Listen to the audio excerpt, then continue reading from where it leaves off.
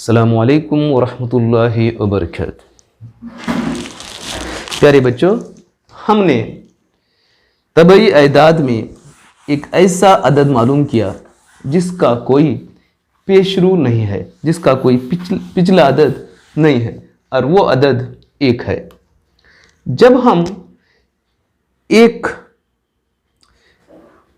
का पेशरू मालूम करने की कोशिश करते हैं, पिछला अदद मालूम करने की कोशिश करते हैं, तो हमें उसूल मालूम है किसी अदद का पिछला अदद मालूम करने के लिए उसमें से नफ़ी एक करना है और हमें मिलने वाला अदद सिफर है। सिफर एक फित्री अदद नहीं है, क्योंकि फित्री अदाद एक से शुरू होते हैं। सिफर एक फित्री अदद नहीं है।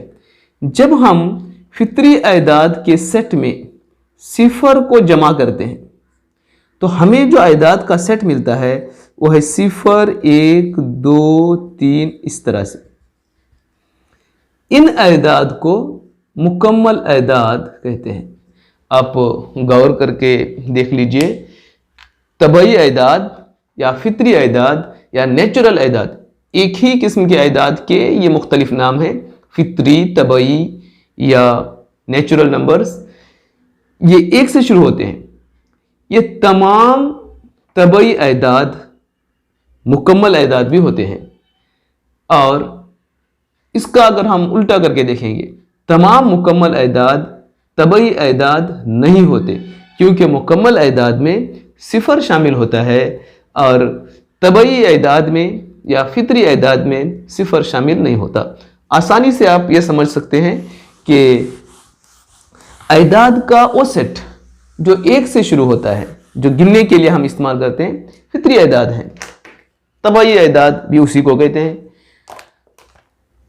उनमें जब हम सिफर का इजाफा कर लेते हैं, यानी जब हमारे पास कोई चीज़ नहीं होती तो हमें सिफर की ज़रूरत पड़ती है और हम गिनने के लिए सिफर इस्तेमाल नहीं करते, तो इसलिए अदाद का ऐसा सेट जो सिफर से शुरू होता है उनको मुकम्मल अदाद कहते हैं।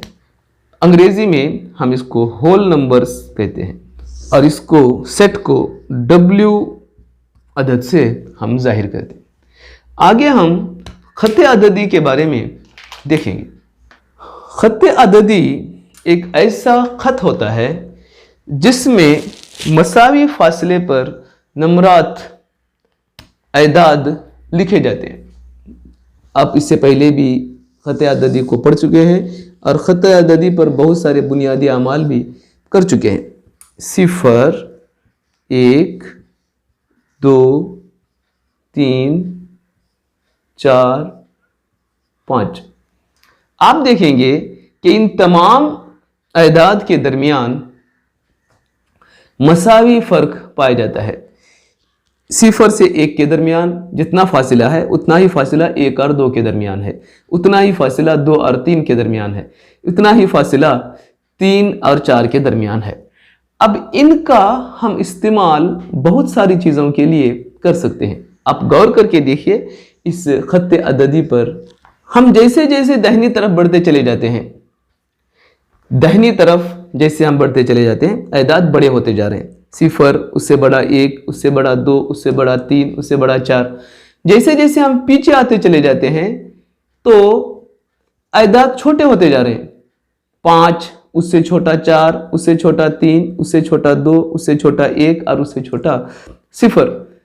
दाहिनी तरफ हम जैसे जैसे जाएंगे अदाद बड़े होते चले जाते हैं, बाईं तरफ जैसे जैसे हम जाते हैं अदाद छोटे होते चले जाते हैं।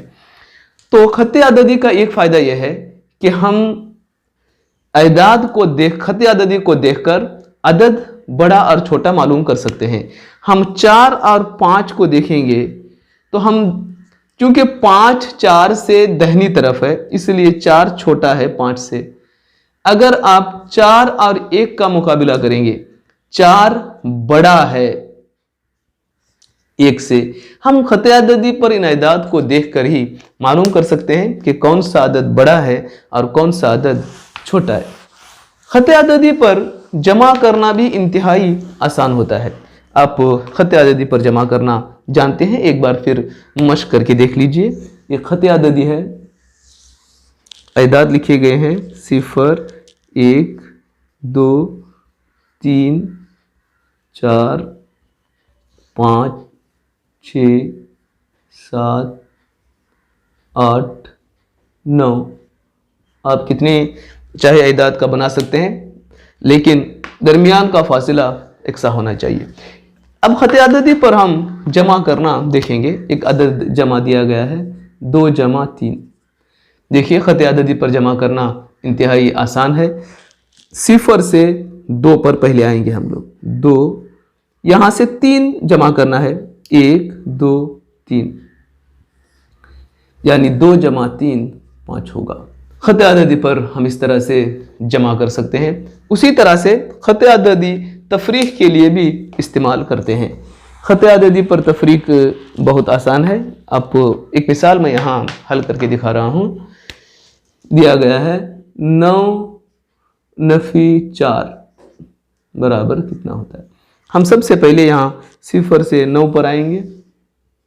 इसमें से 4 हमें निकालना है, यानी 1 2 3 4।